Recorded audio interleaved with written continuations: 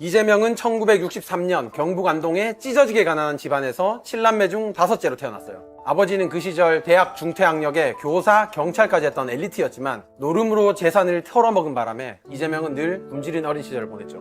초등학교까지 5km가 넘는 산길을 걸어 다녀야 해서 결석한 날이 부지기수라 공부도 못했고, 준비물도 챙길 형편이 안 되는데 자존심은 세서 날이면 날마다 선생님한테 뺨 맞고 매 맞는 게 일상이었어요. 이재명의 어린 시절의 꿈은 선생님, 애들을 마음껏 때려보는 것이었다고 하죠. 이재명이 초등학교를 졸업하자마자 가족들은 경기도 성남으로 이사를 가요. 성남에서 아버지가 자리를 잡고 일을 하고 있었기 때문이에요. 그가 성남시장을 하고 경기도 지사를 하게 된 연고가 바로 이때 생긴 거죠.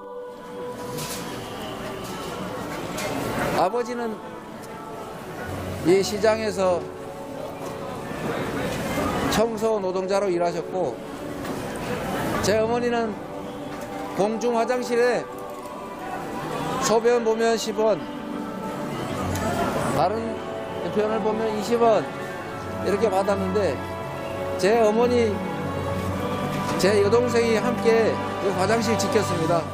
이재명은 중학교에 가지 않고 아버지가 시키는 대로 공장에 취직을 해요. 자식의 미래를 열어주지 않는 아버지에게 소년 이재명은 원망과 불만을 품었고, 대신 따뜻한 어머니에게 무한한 애정을 느껴요. 어머니께서 이 화장실에 출근하시기 전에 제 손을 잡고 공장에 바래다 주셨습니다. 그래도 행복했습니다.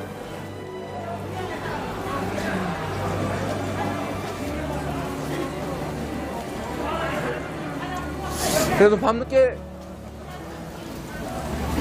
야간 작업 처리가 끝나고 오면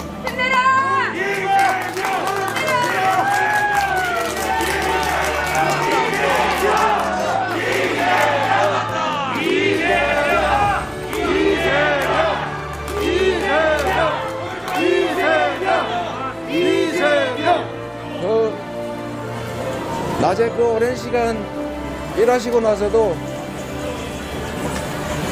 아들이 퇴근할 때까지 기다려 주셨습니다. 당시 그가 다닌 첫 공장은 요즘 보는 공단이 아니라 가정집을 개조해서 만든 형편없는 곳이었어요. 이재명은 대학교 가기 전까지 남들이 중고등학교 다닐 동안 6군데의 공장을 다녔어요. 일할 나이가 아니니까 남의 이름을 빌려서 취직했고, 서류상 존재하지도 않는 사람이니까 거의 인간 대접도 못 받았어요. 애초에 공장 사장들은 사람 다치는 것보다 기계가 고장나는 걸 더 무서워하는 사람들이었죠. 그러다가 사고가 터졌어요. 야구 글러브를 만드는 공장을 다녔는데 가죽을 찍어내는 프레스에 손목 관절 부분이 찍혀서 팔이 퉁퉁 부었어요. 공장에서 다치는 건 흔한 일이니까, 그리고 남들은 팔이 잘려나가는데 겨우 그 정도는 엄살 같으니까 자존심이 셌던 소년 이재명은 치료도 안 받았어요. 그런데 키가 점점 크고 팔도 같이 자라면서 그때 부서졌던 손목뼈가 이상하게 붙어버려요. 그래서 지금도 이재명은 왼팔이 굽어있고 제대로 쓰지를 못해요. 이재명이 결국 이 사고 때문에 나중에 병역을 면제받아요. 공장에서 다쳐서 팔이 이렇게 장애가 돼서 앞날이 너무 캄캄해서 저도 다른 선택을 생각해보고 실행해본 일이 있던 것이 바로 이 뒤에 1층 반지하집이었습니다.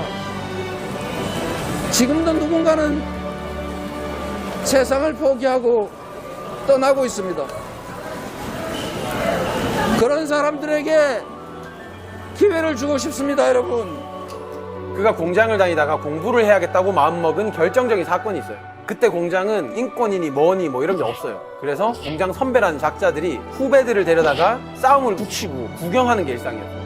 해도 너무하니까 이재명은 그런 작태들을 보면서 공장을 맴도는 인생은 여기서 끝내야겠다, 이렇게 마음먹어요.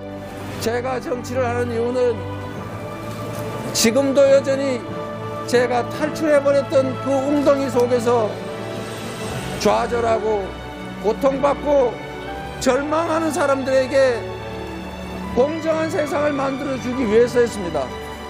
죽음을 각오한 독한 마음으로 공부를 한 건지 뭔지 4년 동안 만에 중졸, 고졸, 검정고시를 패스하고 중앙대 법대 진학해요. 그때 운도 기막히게 좋았죠. 입시 정책이 바뀌었는데 원래 주관식인 본고사를 봐야 되거든요. 이게 폐지되고 객관식인 학력고사 성적만 좋으면 대학에 들어갈 수 있게 됐어요. 당시까지만 해도 이재명은 주관식을 제대로 공부해 본 적이 없거든요. 지금으로 치면 수리 논술 같은 게 없고 수능만 잘 보면 무조건 대학 합격할 수 있는 거죠.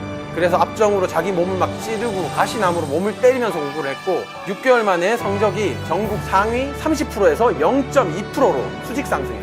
그 성적이면 서울대 가는 것도 가능했는데 전액 장학금에 생활비까지 주는 중앙대 법대로 진학합니다. 이 과일 가게에서 버린 과일들을 냉장고도 없고 놔두면 썩으니까 밤에 아버지가 주워서 가져오면 우리 식구들이 밤에 다 모여서 한꺼번에 배가 터지게 먹어 치웠습니다. 내일 아침은 썩어서 못 먹으니까요. 그래서 제가 정치를 하면서 우리 아이들에게 냉장고에 넣어놓고 필요할 때 싱싱하게 꺼내 먹을 수 있는 정책을 만들었습니다. 저는 교복을 입어보지 못했습니다.